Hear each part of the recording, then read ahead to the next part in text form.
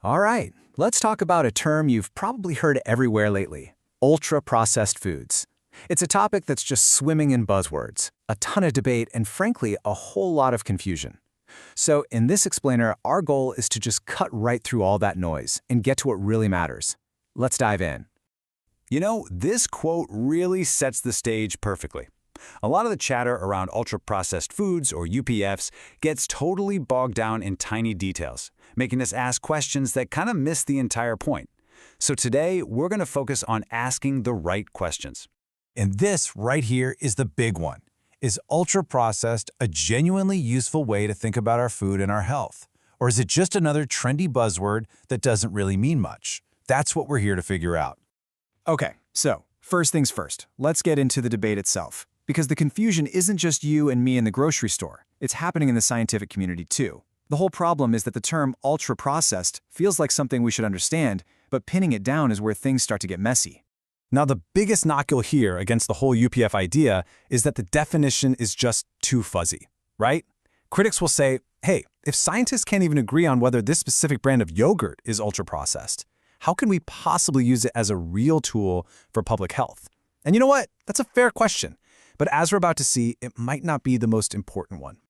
So, to move past that argument, we need to look at the actual definition that scientists are working with.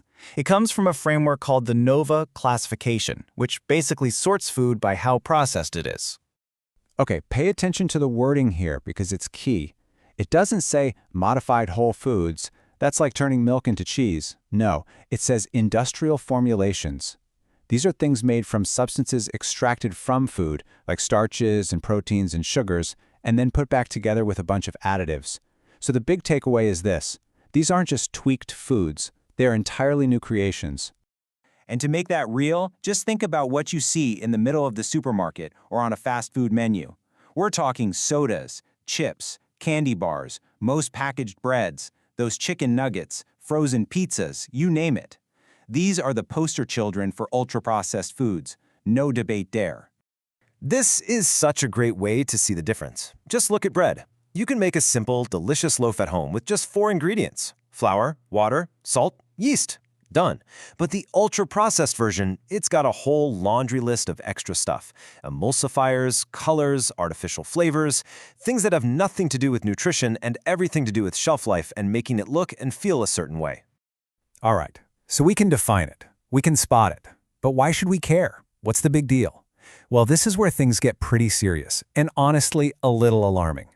14%. A huge study in France with over 44,000 people came back with this absolutely staggering result. For every 10% increase of ultra-processed foods in someone's diet, their risk of dying from any cause went up by 14%. Just let that sink in for a minute. A 14% higher risk.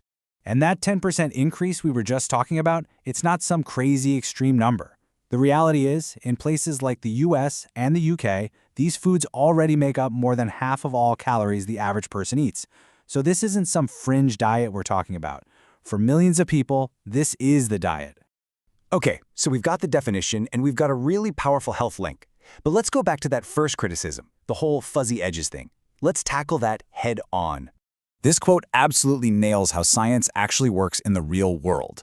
The goal of creating a category isn't for it to be perfect with 0 exceptions. The goal is for it to be useful. Does it help us predict things? And as we just saw with that 14% number, the UPF category predicts health outcomes, and it does it in a big way. And here's the perfect analogy. Think about high blood pressure. We all agree that's a super important medical diagnosis, right? But there's no magic button that gets pushed inside your body the second your blood pressure goes from normal to high. It's a spectrum. We just draw a line in the sand because it's an incredibly useful way to identify risk and decide on treatment. The UPF category, it works the exact same way. So now that we understand the what and the why, let's get practical. Let's talk about the how. How can you actually spot these foods when you're out shopping? It's actually a pretty simple 3-step check. First, just flip the box over and read the ingredients. Seriously, that's step 1. Second, scan for stuff you just wouldn't have in your own kitchen. Things like high fructose corn syrup, hydrogenated oils, stuff like that. And finally, look for those cosmetic additives, the long chemical names for emulsifiers, artificial sweeteners, flavor enhancers, all the things added just to make the product more appealing. If you see those, chances are you're holding an ultra-processed food. So it turns out the confusion isn't really about the fuzzy edges. The right question was about predictive power, and the answer is pretty clear. We have a solid definition, we see the powerful link to our health, and now you have a simple toolkit to spot these products for yourself. So that leaves us with one last question, and this one isn't for me to answer, it's for you. Now that you can see them, what role are they going to play in your life?